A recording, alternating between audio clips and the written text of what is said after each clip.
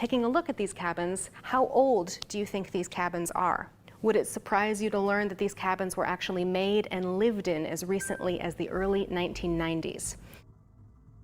This section is dedicated to telling the first story. The first story is of the first large influx of Latinos and Chicanos that moved to Washington State during and after World War II.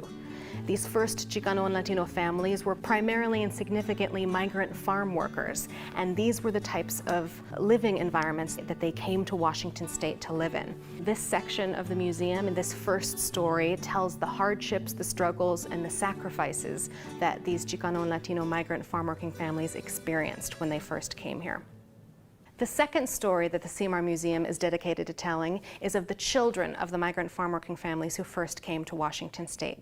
These children came of age in the 60s during the Civil Rights Movement and were inspired to bring that change to Washington State. Their story is illustrated by the photographs on the wall behind me.